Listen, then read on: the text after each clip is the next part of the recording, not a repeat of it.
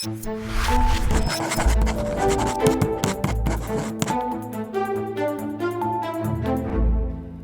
Secretary Pete Hegseth this week decided to convene an impromptu meeting scrambling hundreds of top military brass from around the world.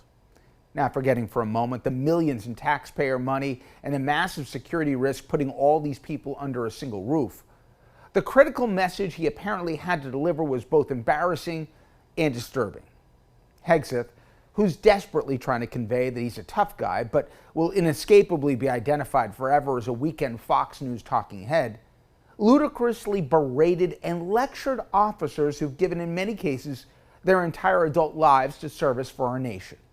By all accounts, the attendees think that he's a puffed-up clown, and the drama within his inner circle at the Pentagon only confirms their worst suspicions. But besides the performative nonsense, listen to what he actually said. It's tiring to look out at combat formations, or really any formation, and see fat troops. Likewise, it's completely unacceptable to see fat generals and admirals in the halls of the Pentagon and leading commands around the country and the world. It's a bad look. It is bad, and it's not who we are. So whether you're an airborne ranger or a chairborne ranger, a brand new private or a 4-star general, you need to meet the height and weight standards and pass your PT test. And that's why today, at my direction, the era of unprofessional appearance is over. No more beardos.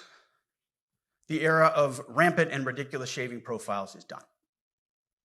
Simply put, if you do not meet the male-level physical standards for combat positions, cannot pass a PT test, or don't want to shave and look professional, it's time for a new position or a new profession. But when it comes to any job that requires physical power to perform in combat, those physical standards must be high and gender neutral. If women can make it, excellent. If not, it is what it is. If that means no women qualify for some combat jobs, so be it. That is not the intent, but it could be the result, so be it. We are leaving wokeness and weakness behind. No more pronouns, no more climate change obsession, no more emergency vaccine mandates, no more dudes in dresses. We're done with that. I couldn't help but think what Trump thought about all the fat cracks, but I digress. Hegseth also said he wanted to get rid of the inspector generals who make sure that our code of conduct that we've worked so hard to maintain is enforced. He said he wanted to stop policing hazing and that soldiers shouldn't be hectored about sexual assault. How exactly is trying to make half of our population, women, unwelcome a wise idea, seeing that we're already struggling to meet our recruitment quotas? Hegseth seems to be rooting for the bad guys in A Few Good Men.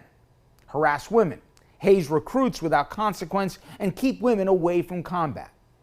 Moreover, between his baseless firings and messaging, questioning a minority's ascendancy to officer status is apparently fair game to him. One of the greatest accomplishments of our modern military has been the realized belief that no matter where you come from, if you're rich or poor, black, brown, white, male or female, the military can be your path to achievement. Hegseth's message is that minority and female military leaders somehow got there through social promotion, when that couldn't be further from the truth.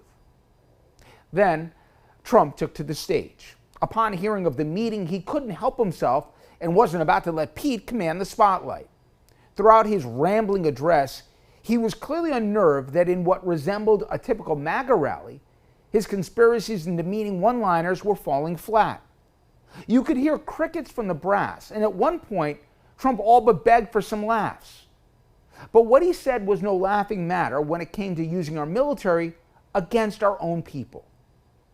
And it's really a very important mission. And I told Pete we should use some of these dangerous cities as training grounds for our military, National Guard, but military. Because we're going into Chicago very soon. That's a big city with an incompetent governor, stupid. We're under invasion from within.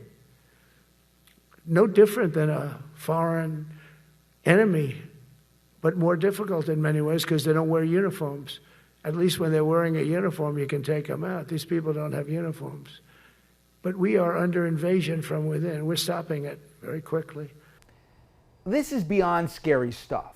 But what gives me some hope is that the real heroes, not the chicken hawks, sat stone-faced through this nonsense.